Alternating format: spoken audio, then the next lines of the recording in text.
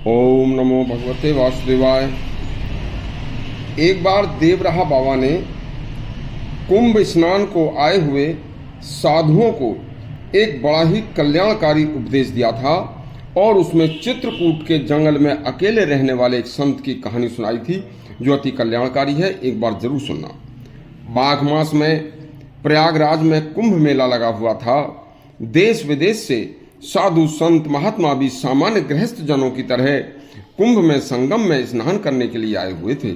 उसी समय बाबा ने एक संत को अनेक स्वर्ण मालाओं और रत्न जड़ित अंगूठी पहने हुए देखा।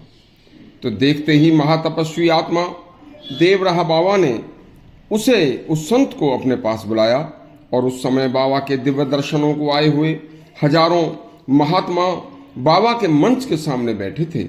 संगम किनारे भी बाबा का मचान भक्तों ने बना दिया था। तब बाबा ने अपने संबोधन में कहा कि आप पवित्र आत्माओं, साधु सन्यासी महात्मा बन गए हैं आप। तो सुनो, हे पवित्र आत्मा, साधु का अर्थ है जगत के सभी स्वादों को त्याग देना। सन्यासी का अर्थ है सभी सांसारिक चीजों से नाते रिश्ते से वैराग्य हो जाना।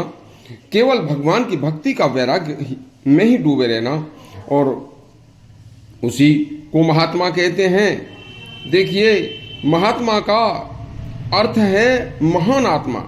जो परम आत्मा भगवान में ही लीन रहती है उसे महान आत्मा कहते हैं, उसी का नाम महात्मा है। अंग्रेजी राज था। मैं एक बार चित्रकूट की पावन धरती के घोर जंगल में एक संत के पास बैठा था। वह संत एक छोटी सी झोंपड़ी में अकेले एकांत में निर्भीक होकर तप कर रहे थे। वह कभी किसी बस्ती में जाकर किसी से भिक्षा नहीं किया करते थे।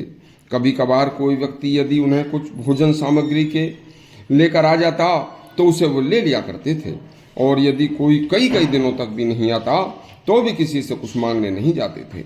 एक दिन एक धनाढ्य व्यक्ति उन्हें कुछ भोजन सामग्री लेकर आया तो उन्होंने उसे रख लिया। फिर वह धनाढ्य व्यक्ति उन्हें एक सोने का सिक्का देने लगा। तो संत ने कहा, भैया मैं इसका क्या करूंगा?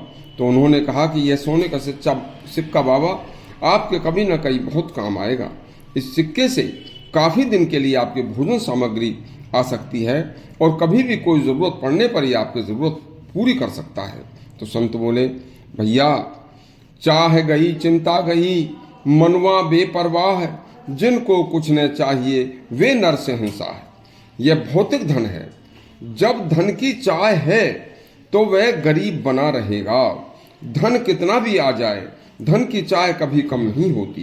देखो, जो साधु धन की चाह रखता है वह साधु नहीं है। इसका मतलब उसका संतोष अभी मिटा नहीं है। साधु के पास संतोष रूपी धन है जिससे वह राजाओं का भी राजा है। उसे हर परिस्थिति में प्रसन्न रहना चाहिए। तुम इस सोने के सिक्के को किसी और गरीब आदमी को दे देना। धनी व्यक्ति बोला, आपसे ज्यादा गरीब कौन मिलेगा मुझे?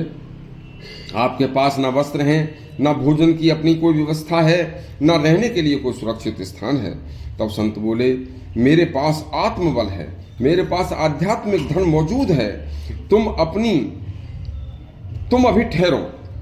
एक बहुत गरीब जमींदार घोड़ों की बग्गी में प्रतिदिन यहाँ सामने से गुजरता है, बस आने ही वाला होगा। तुम यह सोने का सिक्का उस जमींदार को उसके हाथ पर रख देना। वह इसे अपनी भेंट समझकर तुरंत ले लेगा। ऐसा ही हुआ। उस व्यक्ति ने उस जमींदार की घोड़ा गाड़ी को देखते ही उसे रोककर वह सोने का सिक्का उसके हाथ पर रख दिया। तो उस जमींदार ने उसे रख लिया और चला गया। हे पवित्र आत्माओं, बुद्ध, ईसा मसीह, सुकरात, विवेकानंद, रामकृष्ण, परमहंस आदि संतों के पास एक भी पैसा नहीं था, लेकिन उनके पास अकूत आध्यात्मिक धन था। आध्यात्मिक धन का स्वामी सबको प्यारा होता है। वहीं भौतिक धन का स्वामी केवल अपने स्वजनों, अपने पुत्र स्त्री आदि का ही प्यारा होता है। यदि भौतिक धन के स्वामी का धन किसी कारणवश नष्ट हो जाए तो फिर उसे कोई नहीं पूछता, लेकिन आध्यात्मिक धन वाला हमेशा पूजित होता है। इसलिए हे पवित्र आत्मा संतों, यह बाह्य आडंबर वह भौतिक धन आप संतों के मतलब की वस्तु नहीं है। सभी संतों ने यह प्रसंग सुनकर सिरोधार्य किया। यदि आपको यह हमारा प्रसंग अच्छा लगा हो तो हमारा चैनल सब्सक्राइब करें और घंटी दबाएं। धन्यवाद।